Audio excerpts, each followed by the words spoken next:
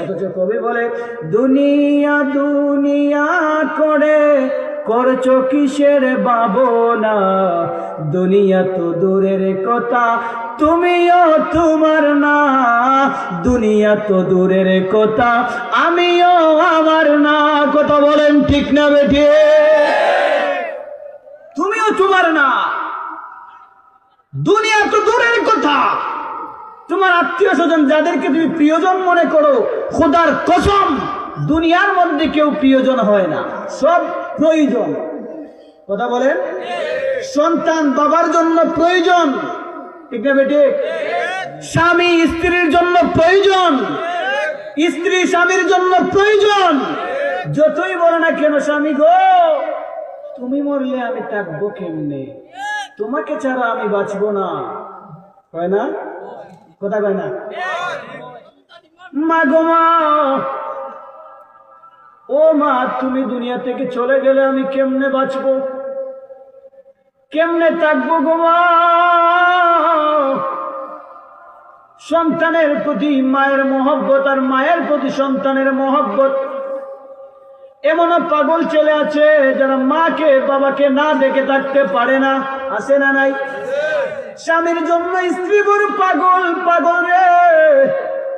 ওই স্ত্রী তোমার জন্য পাগল দুনিয়ার মধ্যে তুমি থাকতে, যেই দিন তোমার দেহ থেকে প্রাণ পাখিটা চলে যাবে রে, যেই দিন তোমার দেহ থেকে রূহটা বের হয়ে যাবে, ওই একটা রাত্র যদি তোমার স্ত্রীকে বলা হয় তুমি তো তোমার স্বামীর সাথে 32 বছর কাটিয়েছো, তুমি তো তোমার স্বামীর সাথে 10 বছর রাত্রি যাপন করেছো, তাকে থেকেছো, গল্প করেছো, একসাথে শুয়েছো, ও বন্ধু রে, আমার নূরের নবী রাহমাতাল লিল আলামিন কয় দুনিয়ার মানুষ বড় স্বার্থপর, স্বার্থপর রে। ও বন্ধু রে, ওই স্ত্রীকে যদি তোমার মরার পরে বলা হয় তোমার স্বামী তো তোমার কাছে সবচাইতে বড় আপন ছিল, একটা রাত্র তোমার স্বামীর সাথে কবরের মধ্যে থাকবে? থাকবো না। লাশ আমার বড় ভয় করে। তখন স্বামী কইতো না, তখন কি বলবে? লাশ, লাশ দেখলে আমার ভয় হয়। অথচ ওই স্বামীর সাথে 70 বছর কাটিয়েছে, 30 বছর কাটিয়েছে, 80 বছর কাটিয়েছে, কিন্তু স্বামীর রূহ বের হয়ে গেছে, স্বামীর রূহটা বের হয়ে গেছে, সে তখন লাশ হয়ে গেছে, স্ত্রীর কাছে কি হয়ে গেছে? লাশ হয়ে গেছে। স্বামীর পাশে তখন থাকতে স্ত্রী ভয় পায়। তাহলে বলেন তো স্ত্রী স্বামীর জন্য প্রিয়জন না প্রয়োজন? প্রয়োজন। দুনিয়ার মানুষ এরকমই, প্রয়োজনে তোমার পাশে থাকবে, প্রয়োজন শেষ তোমাকে লাত্তি দিয়ে বের করে দিবে। কথা কয় না? এজন্য আমার আল্লাহ বলেন ওয়াল তানজুর নাফসুম মা কদ্দামাত লিগাদ। বান্দারে, ও বান্দা তুমি চিন্তা করো কাল হাসরের ময়দানে তুমি কি প্রেরণ করে রেখেছো। হাসরের ময়দানটা এমন কঠিন ময়দান হবে রে, ওই কঠিন হাসরের ময়দানে তুমি তোমার সন্তানটাকেও তোমার পাশে পাবে না। ওই হাসরের ময়দানে তোমার বিবিকেও তুমি তোমার পাশে পাবে না, তোমার মাকেও তুমি তোমার পাশে পাবে না রে, সন্তান ও মায়ের জন্য পাশে দাঁড়াবে না। কাল হাসরের ময়দানটা বড় কঠিন ময়দান, ওই ময়দানটা বড় কঠিন ময়দান রে, কঠিন ময়দান, কঠিন ময়দান রে।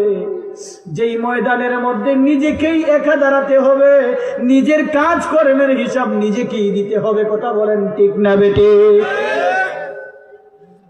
ও বন্ধু আমার, বাবাজিরা রে, এজন্য আমার আল্লাহ কয় কালকা কিয়ামতের ময়দানের জন্য কিছু প্রেরণ করো, কিছু প্রেরণ করো। কি অগ্রে তুমি পাঠিয়েছো, দুনিয়ার সঞ্চয় করেছো, ঠিক আছে, ঠিক আছে, তার সাথে কাল হাসরের ময়দানের চিন্তা করো।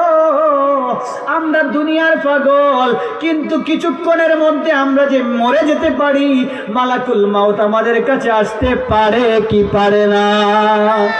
এ দুনিয়া ছেড়ে চলে যাব একদিন মায়ারি বাঁধন ভেঙে যাবে একদিন এ দুনিয়া ছেড়ে চলে যাব একদিন বলেন না বাবা বাঁধন ভেঙে যাবে একদিন আসবো না আমি আর ভুবনে কোনোদিন আসবো না আমি আর ভুবনে কোনোদিন দুনিয়া একদিন মায়ারি বাঁধন